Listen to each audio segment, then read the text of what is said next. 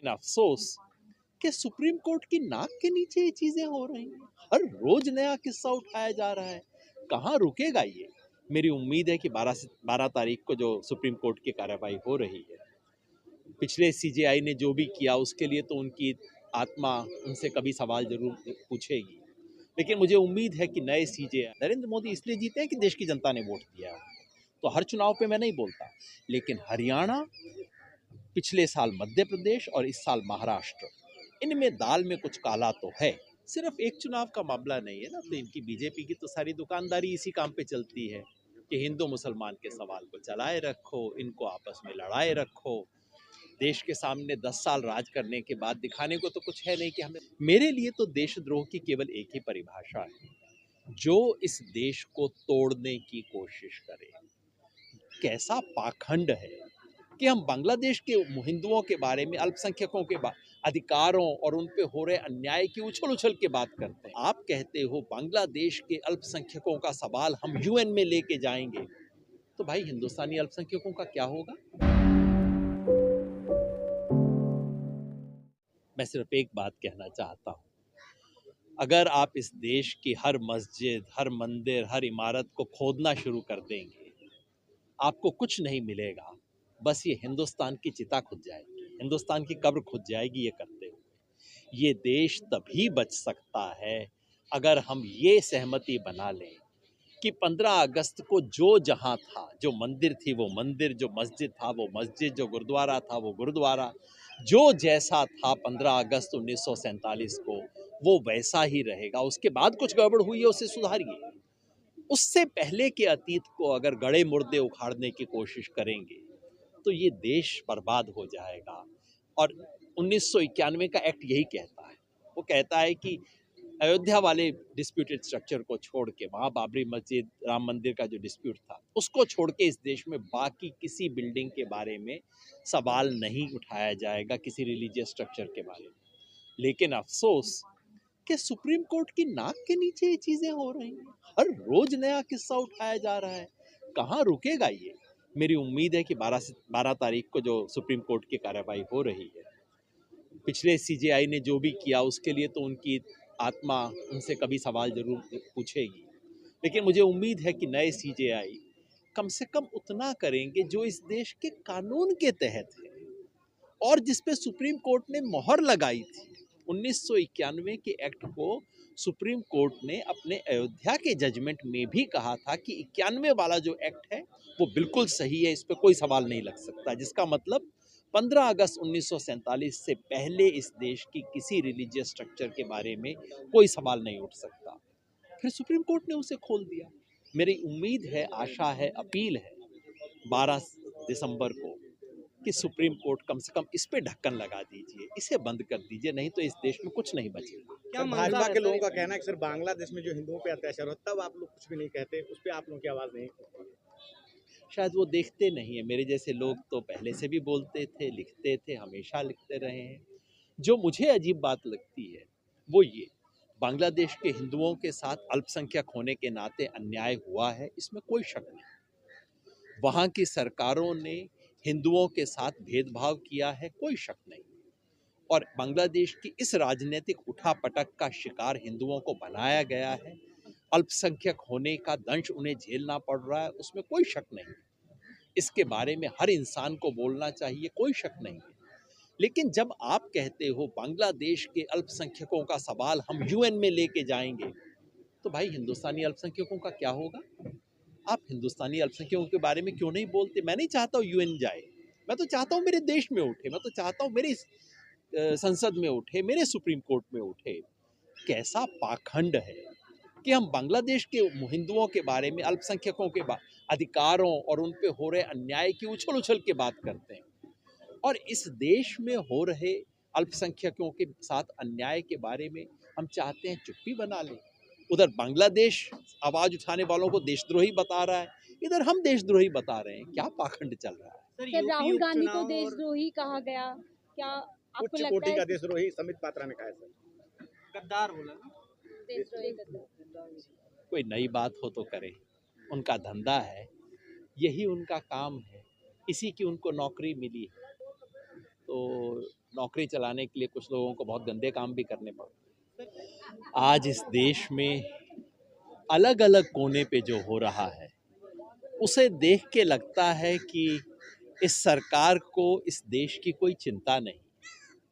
मणिपुर 19 महीनों से जल रहा है, कोई साधारण झगड़ा लड़ाई नहीं है, ये सिविल वॉर है जहां ऑटोमेटिक राइफल से लड़ रहे हैं, जहां इंटरनेशनल बॉर्डर जैसी सिचुएशन बन गई है।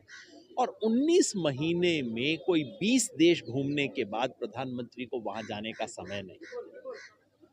वही स्थिति एक छोटे अर्थ में संबल में दूसरे इलाकों में क्रिएट की जा रही है। ऐसा महसूस होता है कि सिर्फ यही नहीं है कि सरकार को चिंता नहीं है, बल्कि मुझे तो ये डर लगता है कि इनकी चिंता है कि ये आग जलती रहनी चाहिए, कहीं ये आग बुझ ना जाए।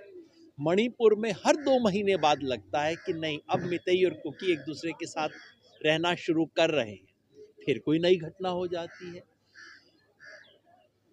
कुकी मितई दोनों तरफ के लोग एक बात पर सहमत हैं कि ये जो मुख्यमंत्री हैं बीरेंद्र सिंह, इनको निकाला जाए, पर उनको नहीं निकालेंगे और कुछ भी करेंगे, जिसका मतलब है कि ये सरकार चाहती है कि ये समस्या चलती रहे, ये सरकार चाहती है कि मणिपुर जलता रहे। लेकिन याद रखिए, ये जो खेल है घर में आग लगा के अपनी रोटी सेंकने का, ये ज़्यादा दिन चल नहीं सकता है। ये सुप्रीम कोर्ट से भी उम्मीद होती है सर, इन सब मुद्दों को संज्ञान ले और उस पर काम करे। देखिए, सुप्रीम कोर्ट से उन चीज़ों की तमाम उम्मीद नहीं करनी चाहिए जो सरकार से करनी चाहिए, सरकार के काम है। और यूँ भी सुप्रीम कोर्ट ने तमाम ऐसी चीज़ें जो कोर्ट को ही करनी चाहिए वो भी नहीं की हैं। इसलिए मैं समझता हूँ कि अब तो वो समय है कहने का कि इस देश का मतलब सिर्फ प्रधानमंत्री नहीं है, इस देश का मतलब सिर्फ सरकार नहीं है, इस देश का मतलब सिर्फ संविधान की बनाई हुई संस्थाएं, सुप्रीम कोर्ट और ये सब नहीं है। इस देश का मतलब जनता है। अब जनता को, जन संगठनों को कुछ करना चाहिए। एक हिंदुस्तानी के नाते मैं तो शर्मिंदा महसूस करता हूँ कि 19 महीने से मेरे देश का एक हिस्सा जल रहा है, मैं कुछ क्यों नहीं कर पाया। मेरे साथियों ने, भारत जोड़ो अभियान के साथियों ने जितनी हमारी हैसियत है कुछ करने की कोशिश की है, लेकिन पूरा देश खड़ा अगर हो जाए और कहे नहीं तुम्हें ये नहीं करने देंगे, आज मणिपुर है तो कल को पंजाब होगा, परसों हरियाणा होगा और अगले दिन दिल्ली होगा, ये हम नहीं करने देंगे, ये करने की जरूरत है। लेकिन किसी एक सवाल उठ रहा था कि संभल हिंसा जब हो रही थी तो उस पर तमाम लोग कह रहे थे कि यूपी उपचुनाव और महाराष्ट्र चुनाव से लेना देना उसको, आप किस रूप में देखते हैं इन सब जो ये क्या मंशा है आखिर सरकार का इसके पीछे, ये सब हिंदू मुस्लिम मंदिर मस्जिद?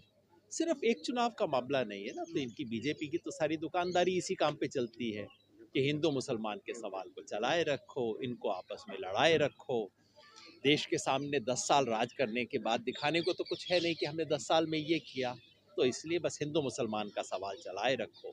और मैं समझता हूँ कि आपने, किसी ने कहा देशद्रोही गद्दार किसी के लिए बोला गया, मेरे लिए तो देशद्रोह की केवल एक ही परिभाषा है, जो इस देश को तोड़ने की कोशिश करे, जो भारत माँ के 2 बच्चे हिंदू और मुसलमान, उन दोनों में दिन रात नफरत फैलाए, दिन रात उनमें झगड़ा करवाने की कोशिश करे, वो भारत का मित्र नहीं हो सकता। मेरे हिसाब से सबसे बड़ा देशद्रोह वही है। सर विपक्ष को क्या करना चाहिए जो चुनाव में ये कहा जा रहा है गड़बड़ियां हो रही है इसलिए जीत रही है, आपको क्या लगता है हकीकत में क्या है, क्यों विपक्ष नहीं जीत? इसमें कोई शक नहीं है कि चुनाव में काफ़ी गड़बड़ियां हो रही हैं, इसमें कोई शक नहीं है कि एक फ्री एंड फेयर इलेक्शन जैसी कोई बात इस देश में नहीं चल रही है, इसमें कोई शक नहीं है कि चुनाव आयोग बिल्कुल एक तरफा व्यवहार कर रहा है। लेकिन विपक्षी दलों को मैं एक राय दूंगा, ये सब है, बीजेपी है तो ये सब है, मोदी है तो मुमकिन है, ये सब चीज़ें मुमकिन है, ये सब होगा, लेकिन इसका मतलब ये नहीं कि आप अपना काम छोड़ दें। लेकिन कहीं ना कहीं मुझे लगा कि महाराष्ट्र में और हरियाणा में दोनों में गड़बड़ी हुई है। मैंने कहा है दाल में काला है, लेकिन इससे विपक्ष की जिम्मेवारी समाप्त नहीं हो जाती, इससे विपक्ष की जिम्मेवारी समाप्त नहीं हो जाती। और मुझे लगता है कि विपक्षी दलों को जो अपना काम करना चाहिए वो तो कम से कम उन्हें करना चाहिए। रही बात झारखंड की, देखिए बिल्कुल स्पष्ट बात है कि रूलिंग पार्टी जहाँ पे हरियाणा में और महाराष्ट्र दोनों में उस वक्त रूलिंग पार्टी बीजेपी, और जिस तरह के स्थानीय खेल बीजेपी की मदद से वहाँ इलेक्शन कमीशन ने करवाए, वो झारखंड में संभव नहीं थे। वोटर लिस्ट में चेंज करवाना झारखंड में कैसे करवाते अगर बीजेपी चाहती तो ऐसा नहीं है कि हर चुनाव में हमेशा गड़बड़ी हुई। और मैं आपको साफ बताऊं, 2019 में जब नरेंद्र मोदी जीते, बहुत लोगों ने कहा वो ईवीएम की वजह से हेरा फेरी करके जीते हैं। मैंने लिख के कहा था कि नहीं, नरेंद्र मोदी इसलिए जीते हैं कि देश की जनता ने वोट दिया है। तो हर चुनाव पे मैं नहीं बोलता, लेकिन हरियाणा, पिछले साल मध्य प्रदेश और इस साल महाराष्ट्र, इनमें दाल में कुछ काला तो है, लेकिन इसका मतलब ये नहीं कि विपक्ष अपना काम करना बंद कर दे। ये विपक्ष को ज़्यादा मेहनत करनी चाहिए थी। बीजेपी की तमाम चालों की काट करने के लिए और ज़्यादा काम करने की ज़रूरत है, ये तो देखना पड़ेगा। मणिपुर में जो हो रहा है वो सिर्फ दंगा नहीं है, ये गृह युद्ध है। मैं वहाँ गया हूँ, देश में दंगे होते हैं, कहीं ऐसा नहीं होता कि इंटरनेशनल बॉर्डर की तरह एक चीज़ हो जहाँ आपके पेपर्स चेक किए जाते हैं और आपको कहा जाता हो कि वहाँ जाने से पहले दिखाओ। इस देश का कोई इलाका नहीं है जहाँ वहाँ का गवर्नर नहीं जा सकता। अभी यहाँ इबोबी सिंह बैठे थे, इबोबी सिंह पूर्व मुख्यमंत्री रहे, पूर्व मुख्यमंत्री छोड़ दीजिए, इस वक्त जो मणिपुर का मुख्यमंत्री है वो मितेई इलाके के बाहर कुकी इलाके में जा नहीं सकता। वहाँ के एमएलए इम्फाल में असेंबली में नहीं आ सकते। तो ये केवल दंगा नहीं है, ये केवल भयानक दंगा भी नहीं है, ये गृह युद्ध है जिसमें AK-47 ऑटोमेटिक राइफल चल रही हैं, ग्रेनेड चल रहे हैं, बम चल रहे हैं, इंटरनेशनल बॉर्डर जैसी स्थिति है। और अगर ये गृह युद्ध नहीं है तो क्या है? और अगर इसको सुलझाना सरकार की प्राथमिकता नहीं है तो कैसा राष्ट्रवाद है? किसी भी राष्ट्रवादी के लिए सबसे पहली प्राथमिकता होनी चाहिए इस सवाल को सुलझाना। सर, आपने वहाँ विजिट भी किया है, तो रुक क्यों नहीं रहा है? क्योंकि रोकना नहीं चाहते।